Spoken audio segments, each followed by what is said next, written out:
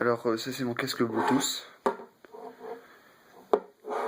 Ça c'est la toute nouvelle génération, la version imprimée en 3D. Donc ça c'est du PLA et ça c'est de l'ABS.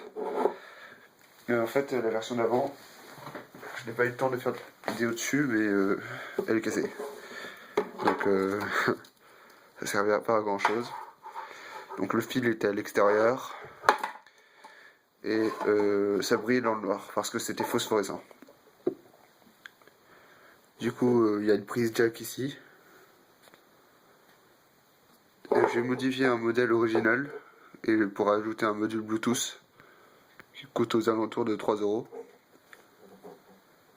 Et j'ai fait un truc plus propre que la dernière fois. Je vais même ajouter une mousse pour plus de confortabilité. Et ces mousses là sont des mousses pour casque Bose parce que le modèle était pour Bose à la base.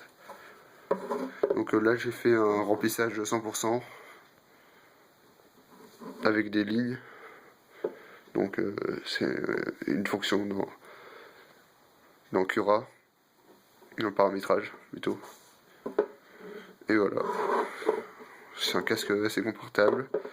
Bon, le son est toujours en mono, mais la qualité est suprême.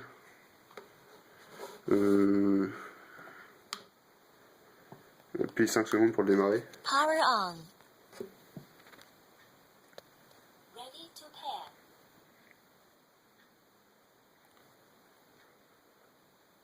Phone connected.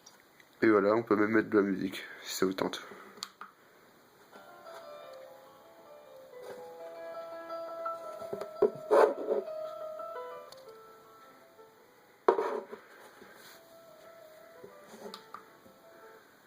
Bon bah voilà, tout ça contrôlé par ce petit bouton ici. Et voilà. Moi à l'intérieur c'est juste des fils collés. Donc ici on voit pas le fil. Donc en fait j'ai modifié le modèle, le modèle du côté de la tête aussi. J'ai mis un trou, une fente durant toute la longueur, au lieu de mettre le fil par-dessus, ce qui était un peu moche. Du coup, l'ABS n'est pas phosphorescent, mais il est beaucoup plus solide, donc beaucoup plus flexible surtout. Et comme c'est un remplissage de 100%, ça augmente largement sa flexibilité. Du coup, impossible de le casser comme ça. Enfin, si c'est possible, mais c'est beaucoup plus dur, faut vraiment le vouloir. Voilà. Et ce n'est pas moi qui l'ai cassé, c'est un pote qui l'a cassé. Bon bah c'est tout. Ça fait longtemps que j'ai pas fait de vidéo, donc là je vais vous faire cette vidéo sur ce casque. Et voilà. On le recharge en USB comme d'habitude. Ah oui, le port est délocalisé. Donc j'ai mis un fil, j'ai soudé un fil à partir du module jusqu'à là. Et j'ai mis un port USB. Ce port jack il est en métal, donc il est beaucoup plus solide. Et voilà.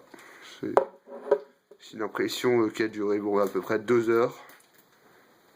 2 heures pour ces deux trucs.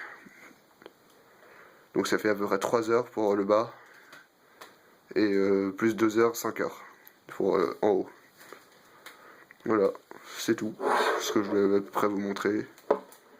Le modèle 3D est sur Thingiverse. Le lien sera dans la description. Donc vous pouvez le télécharger gratuitement. Voilà.